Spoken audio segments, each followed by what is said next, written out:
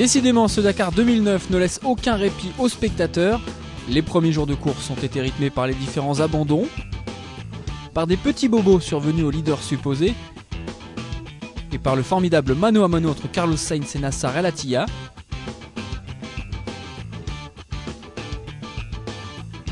Ce dernier, vainqueur hier à Mendoza, a finalement été mis hors course par les organisateurs pour avoir pris quelques libertés avec le règlement.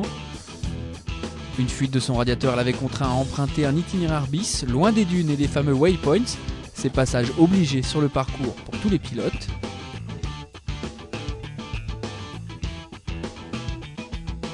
Du coup, ce matin, c'est Giniel De Villiers qui menait le classement général au départ. Mais aujourd'hui, sur la route de Valparaiso, le Sud-Africain a laissé 3 minutes 41 en chemin et son fauteuil de leader.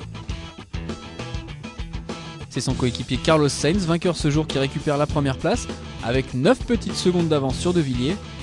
Le triomphe de Volkswagen est total avec la 3ème place de Mark Miller à près de 14 minutes.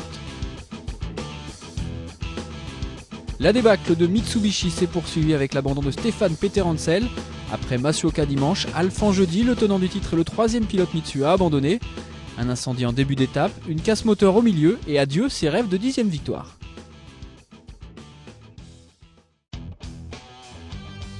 En moto, la course est nettement moins mouvementée. L'enjeu de la première place du classement général n'a pas été perturbé par cette 7ème spéciale raccourcie. Parti en 2ème position, Marc Coma est constamment resté au contact de Cyril Després, chargé aujourd'hui d'ouvrir la piste.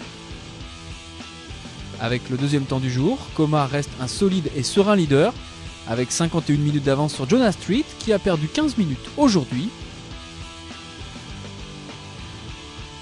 Pas de Coma, de Després ou de Street au sommet de la feuille des temps ce jour, mais Francisco Lopez, un ancien champion du monde des 450 cm3,